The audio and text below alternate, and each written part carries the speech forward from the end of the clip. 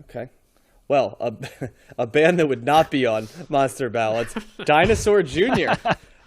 It's No. a very different lane where they're coming from. We'll talk about all the various types of music that Dinosaur Jr. is classified as. But first, we're going to have you right now listen to a little ditty from the song Cracked. And earlier on in the montage, you heard The Lung.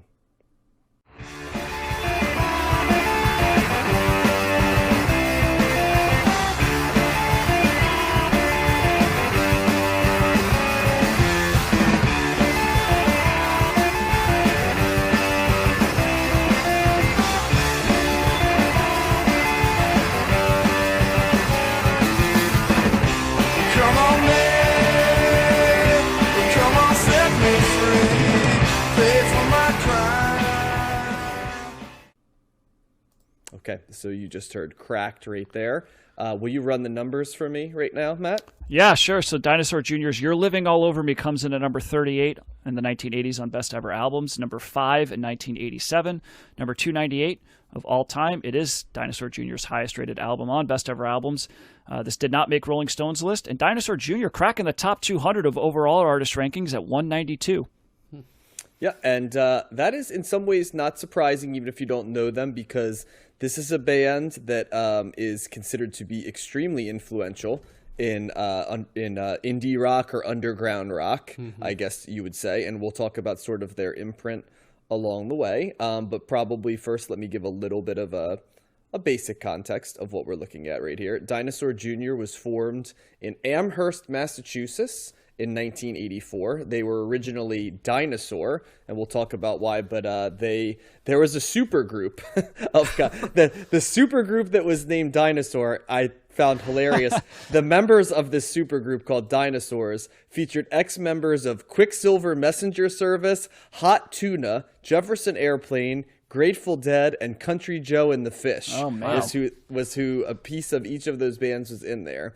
And they actually sued Dinosaur over the use of their name right around the time when this album was coming out. Wait, they were Dinosaurs and they sued over Dinosaur? They were the singular Dinosaur, version. and they were sued by a band called Dinosaurs, which was a Right, super plural. group.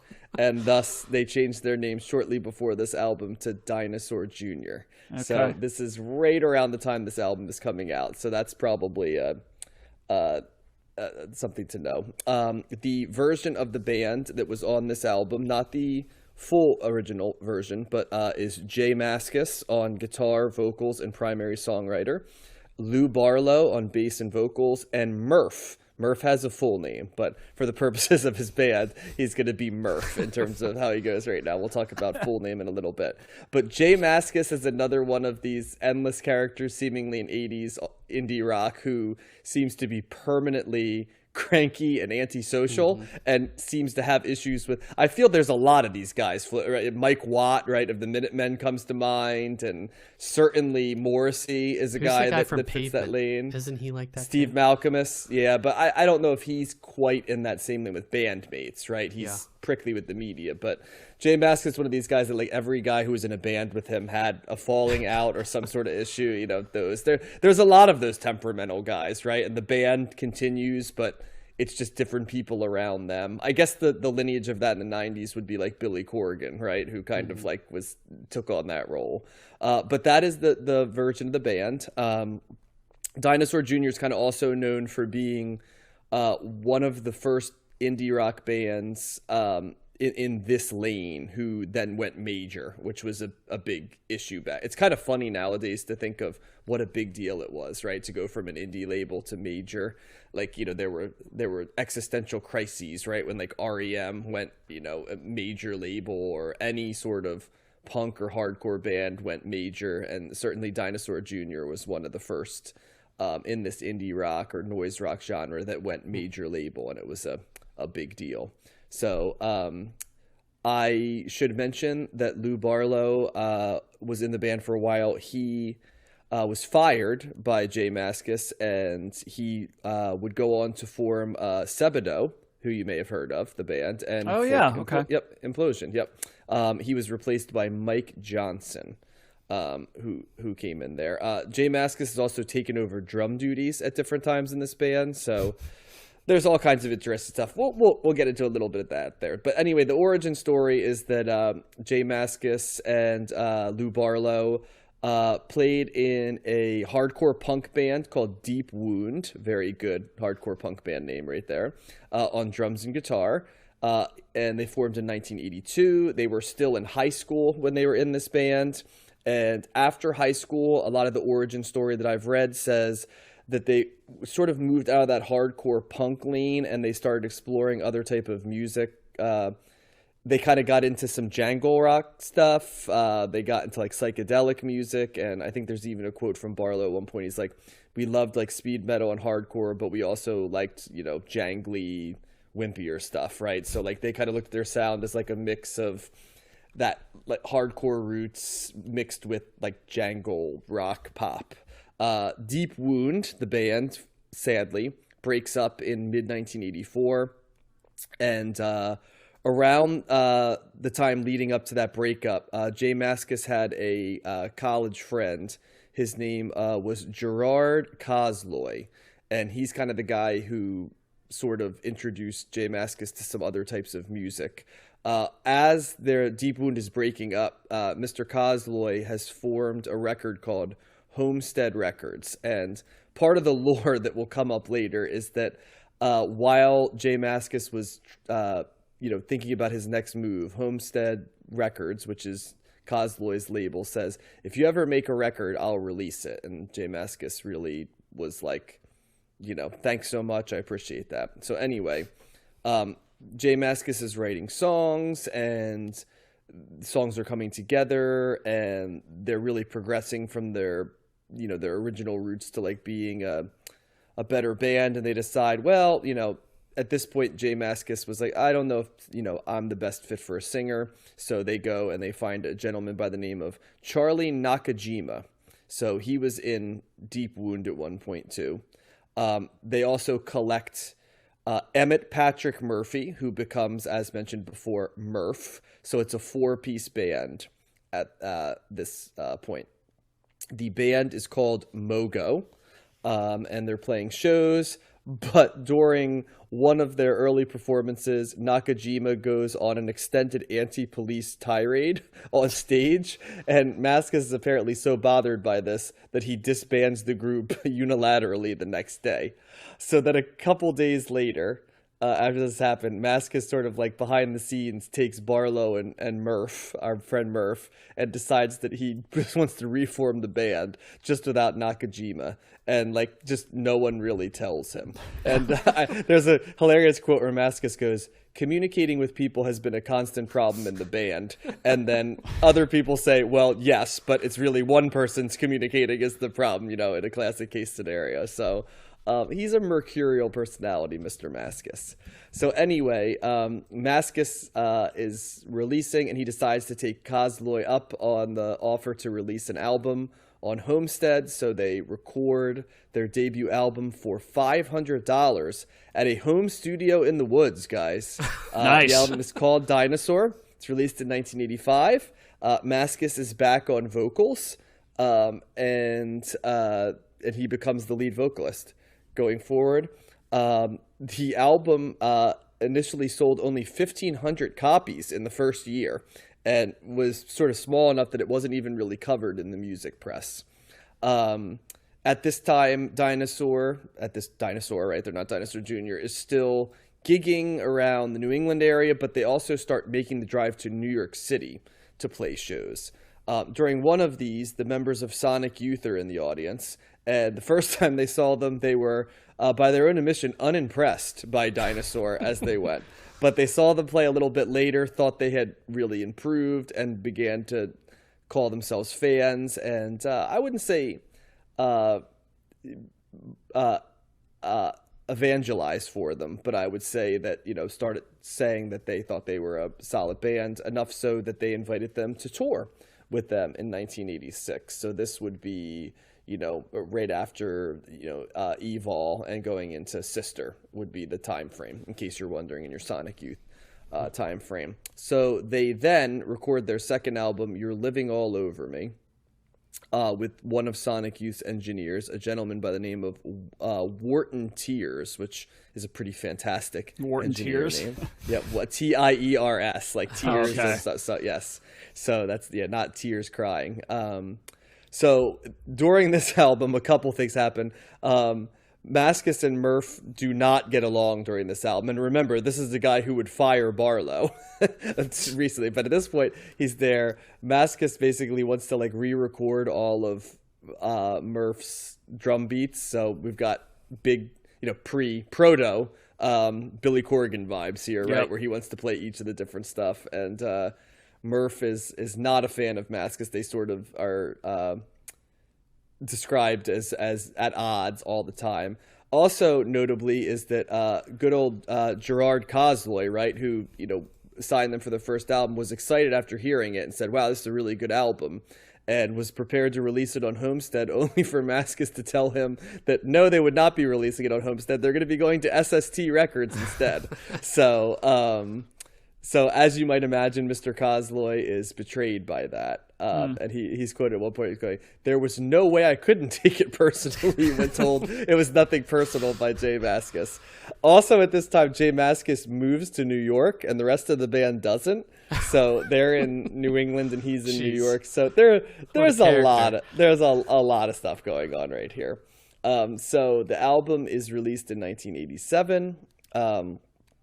And it was actually, in many cases, packaged with, at this point, Barlow, Sebadoh was a side project for Barlow. So actually you could get their first album and You're Living All Over Me together, which would have been a pretty darn good deal for folks. And this one, unlike the first one, did get quite a bit of attention in the indie rock community. It was sort of considered to be ahead of its time. And there's 1,000 different genres this is a part of. You guys want to hear some of the I know Matt always sort of what genres is this associated with?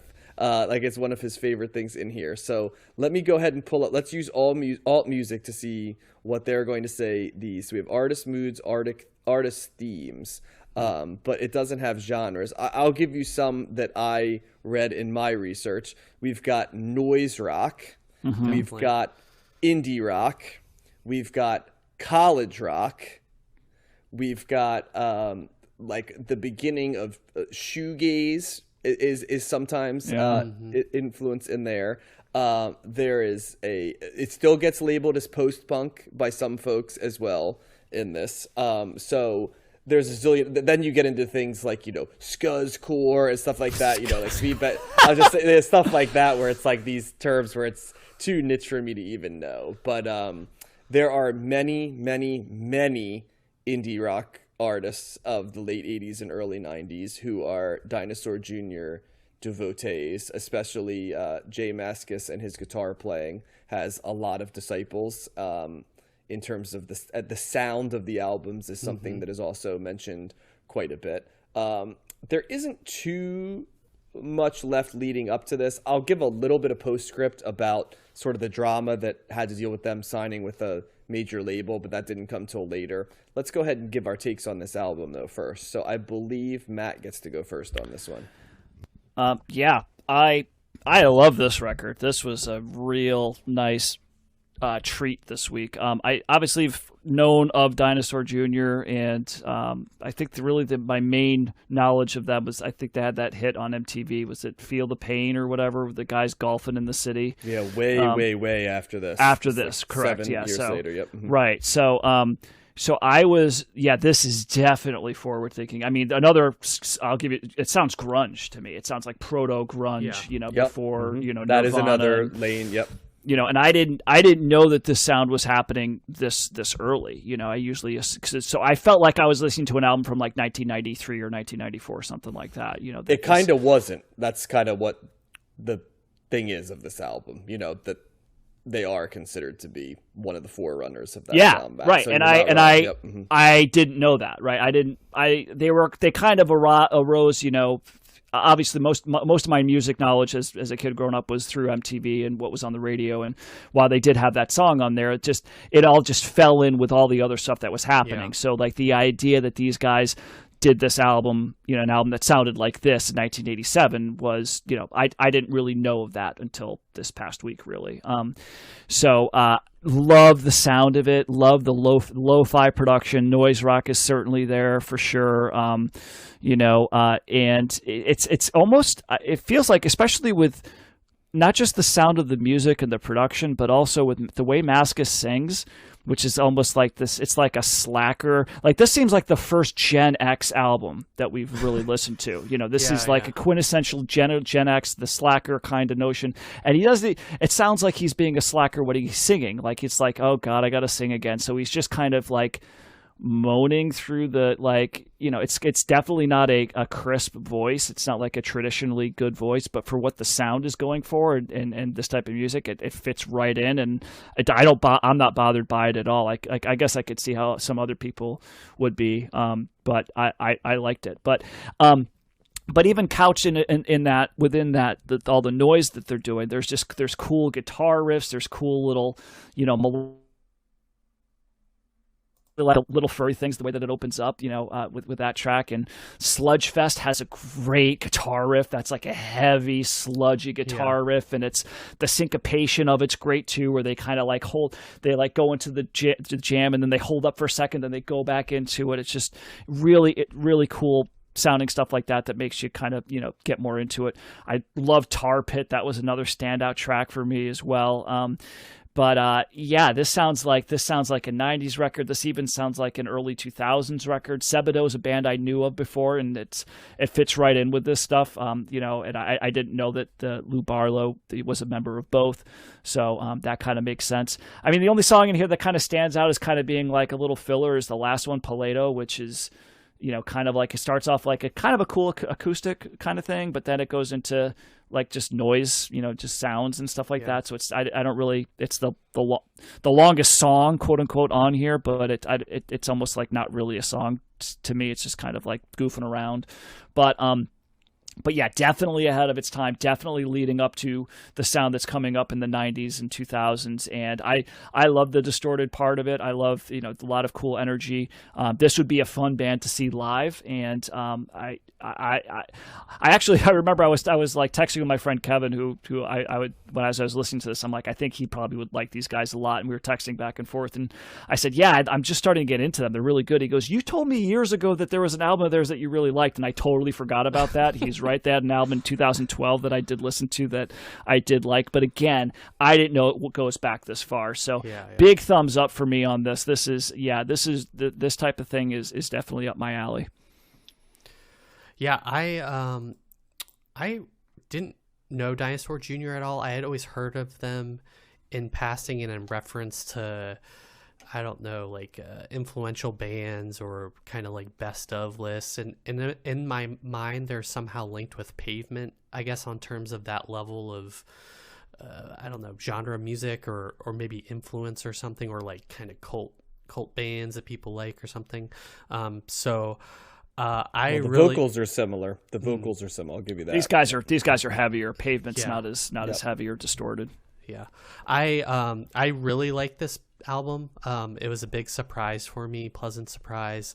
I was hesitant because I thought maybe with the noise rock element that is introduced, pretty quickly, that I thought it was going to be like full on noise rock or like Sonic Youth or Jesus and Mary Chain or something like that. But it didn't really go that direction for me. And the noise rock that they did introduce kind of, I felt, was a tasteful amount for me. And a smidgen of noise. Yeah, just a dabble.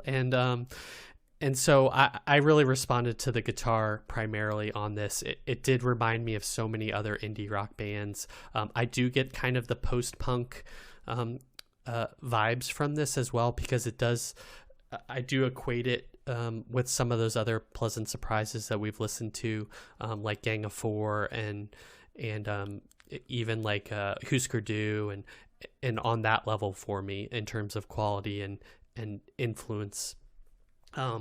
His singing kind of reminds me, it's hard not to compare it to Nirvana and Kurt Cobain in terms of that grunge comparison and kind of the delivery. I think Kurt Cobain's a better singer than J Mascis, but it does kind of sonically sound similar to me. There's a melancholy kind of delivery to his J Mascis that reminds me of that as well in some of the grunge rock. But they throw in some tambourine like on Little Furry Things, which kind of gets to that jangle rock thing that John mentioned. And then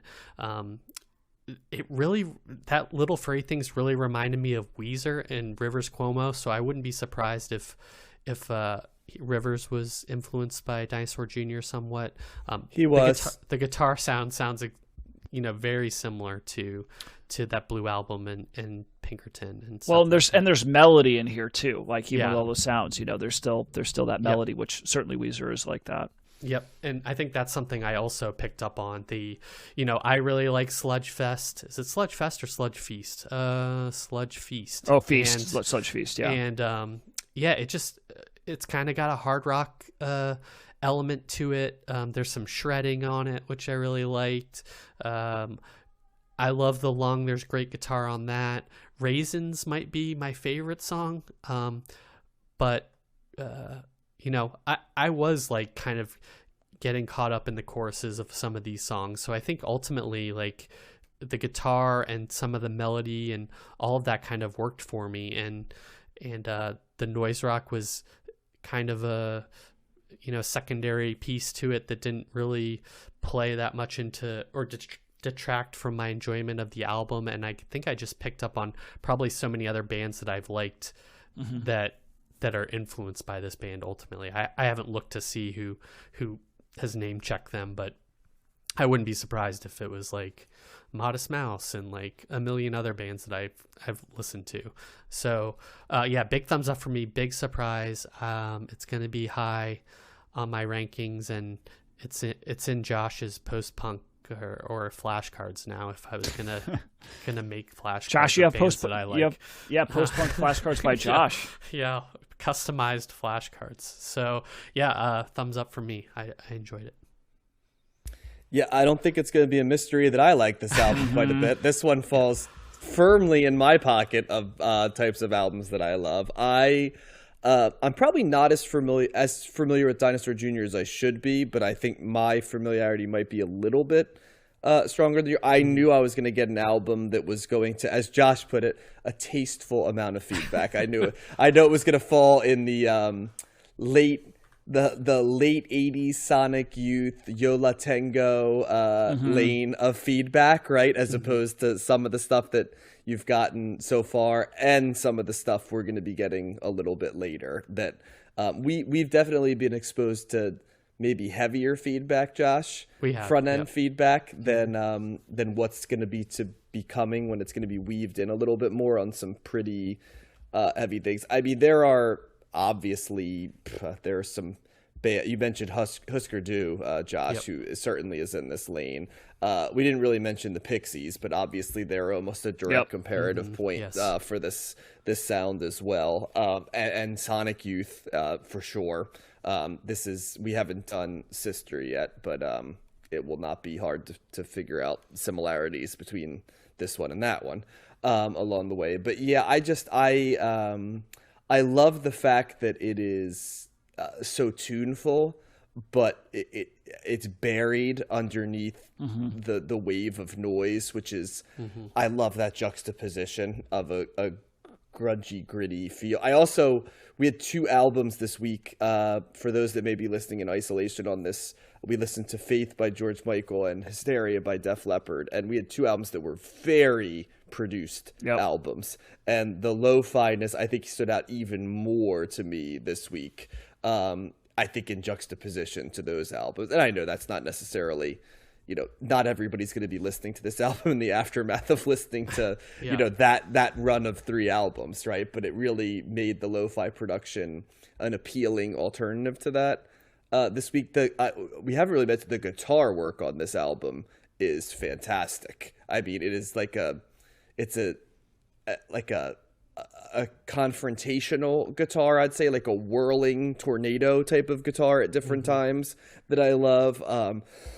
I love the fact that within it, the drum beat is sort of cascading at times in just steady percussion, and at times frantically weaving around. It's like I kept saying it's like a tornado sound would be how I would describe the guitar on this album. And that combination of tunefulness and melody put underneath sort of a heavy guitar that never overwhelms or doesn't become. Another band I love, like the Melvins, right? But like it's impossible to not be smothered in the crib by the guitar on like a Melvins album. This still allows you to breathe in terms of the sound, and that's a rare feat where you're like, boy, this is heavy. You guys mentioned sort of more mainstream bands that would have been influenced by this, and I totally get that.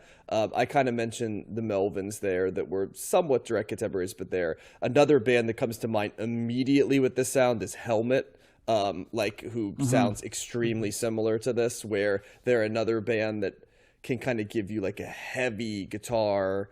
They don't have as much feedback, but a similar type of heavy vibe with the melody underneath it. And then they'll just sort of let the guitar run in, and then the singing comes in. I know Jay Mascis' voice, a lot of people compare it to Neil Young, which I don't really hear myself, I'll be honest with you.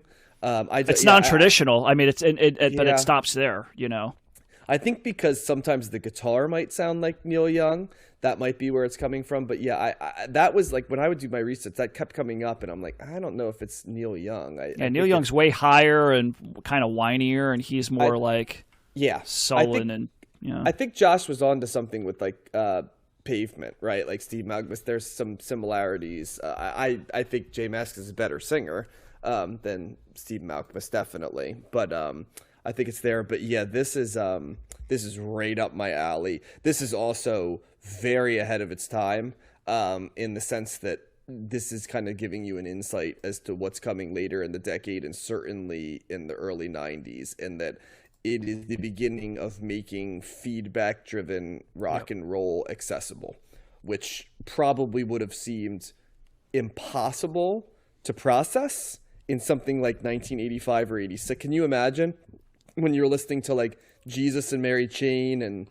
Zen Arcade by Husker Du and stuff, and it's like, in about 7 years, a very close variation of this sound is going to be taking over MTV and being on the radio and selling like 6 million copies. I mean, it would have been unthinkable to. And it's going to put a band like Def Leppard like in the corner. Yes, it's going to replace them. They won't be cool anymore. Right? Yeah, that's exactly what happened. Yeah.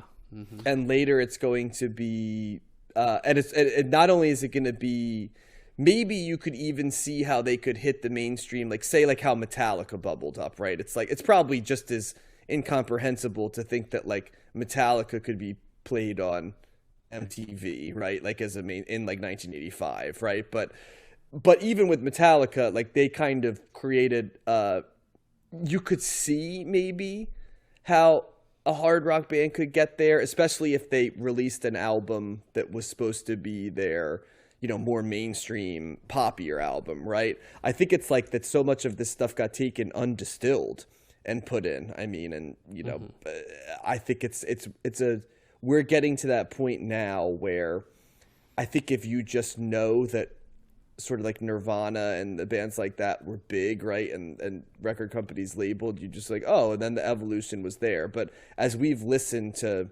this, there's nothing that signals to you that in 1987, this type, because every time we're getting to these albums, right, they're like cult favorites, right? Like they are not resonating on any sort of mainstream rock. They're not even really getting played on MTV, if we're being honest.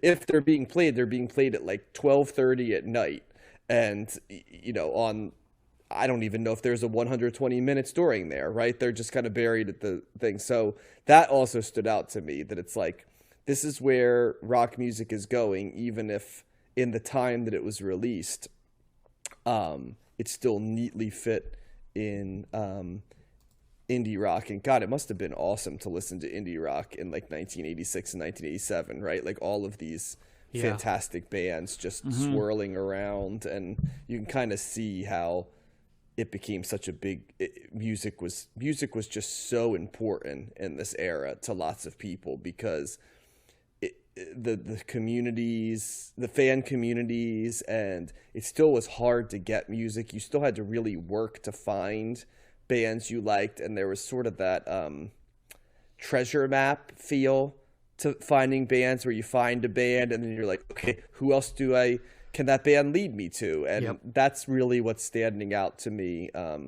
I pretty consistently have said the late 70s are my favorite time of music, but I don't know if there is a period of music that is imprinting into me more in terms of being seminal for the music I grew up in than this like mid to late 80s period, which is basically just showing me where the music I grew up with came from, and even more directly than the 60s and 70s stuff that I might have attributed it to more. So yeah, strong thumbs up for me. Yeah, it's reaching this point where things are starting to like boil, and like we're gonna reach a tipping point where all of this music is like then comes into the mainstream in some way, you know, with all the grunge and everything.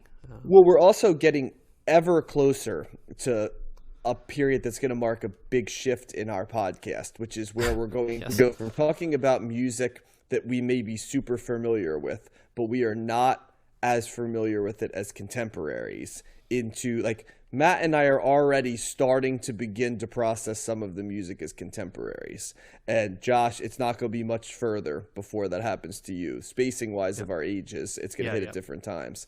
But I'm already starting to see, you know, a little bit of, and what that context is going to be. The cool thing is we're going to have firsthand narratives of our processing of it, plus all of this journey that has given us the context as if we were there, but like from a historical standpoint. So I'm really looking forward to that. But this is the first time where I was really like, man, we're starting to map out the what is the thing? It's not Myers-Briggs, but the archetype that's there, the deeper thing. I can't remember the name of it, but yeah, that was what came to mind for me. So yeah, the Enneagram, is that what you're talking about? The Enneagram, there you go. Yes.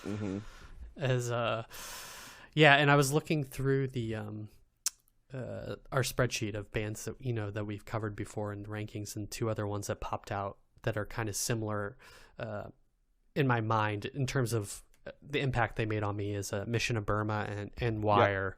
They kind of also, you know, they don't necessarily sonically. I think some of the DNA is there, is what I'm trying to say. If I gave the Time Traveler Award, Wire, Dinosaur Jr. would be in it, but Wire, The Stooges, right, MC5, Television. There's just certain bands that get what I call the Time Traveler, the New York Dolls, right, the bands that just sort of shown the way to what's coming, and you're like, well, Jesus, I know that like in 6 years everything's going to sound like this. And in some cases it's Big Star would be another one that kind of was. Big Star was like it was like a couple of decades before, but just bands that are existing, and you're like, well, a lot of stuff's going to sound like this, but when we read about them, they're kind of more.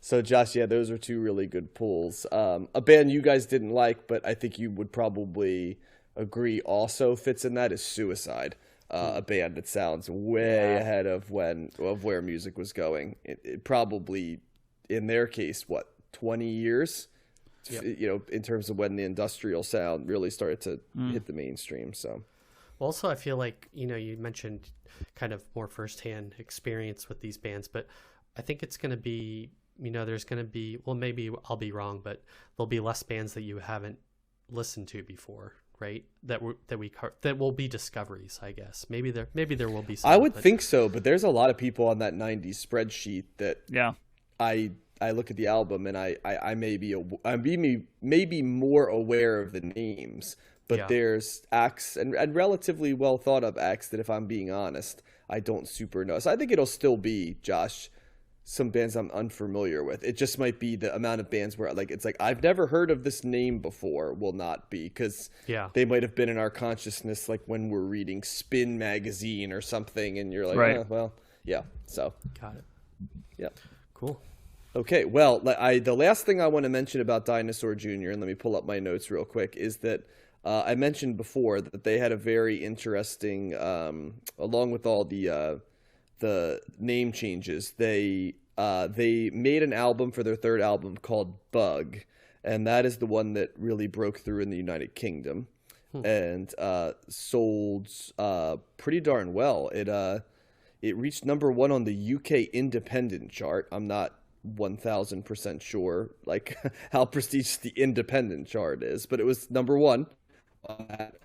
They covered Just Like Heaven by The Cure, which actually is a bonus track on this. If you check I listened to that on this. Yeah, which was curious to me. I was like, did they make a song called Just Like Heaven? And just, it's bizarre they did it, or is that a cover? It's like, yep, that's a cover. And it's interesting how they end that song too, because they just rah! Then it cuts out. It's just like, whoa. It just cuts out. Yep, exactly. Maskus famously does not like the album Bug. He describes it as him not really liking the vibe of it, is kind of what he said. So this is around the time where Maskus and Barlow start to have major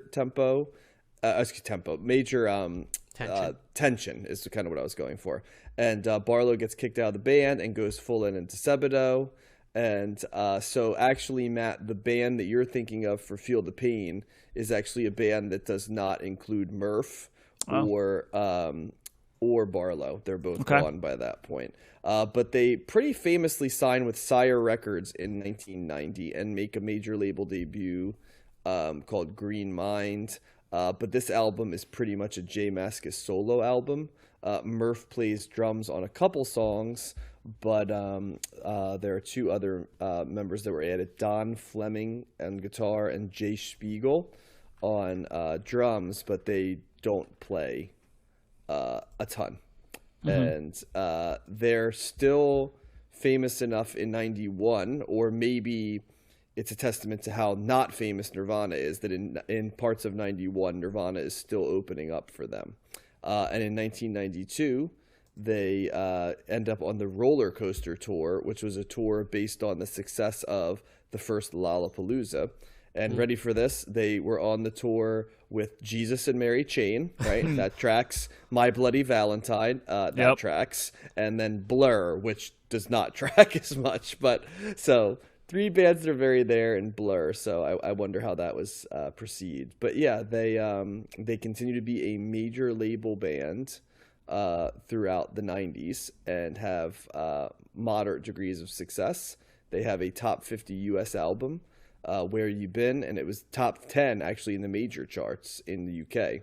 So once again, this is a band that, by 1994, right, they're able to have a UK top 10 album and a US top 50 album, which is like incomprehensible, right, for them, when this album, the one we just covered, Living All Over Me, was out. So another testament to kind of was their 1994 album Without a Sound was also placed in the album charts of the US and UK. So their most commercially successful period, the 90s. But this one we just covered was the highest rated.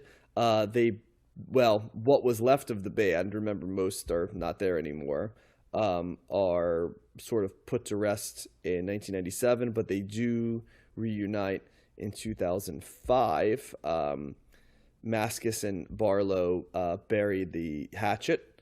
Mascis just starts showing up at Sebadoh shows, and then they end up having a conversation where Barlow kind of says it's more like, I thought it was personal, but I just don't really know if he was aware of kind of how it was hitting him. And so, yeah, they play fairly regularly to this day.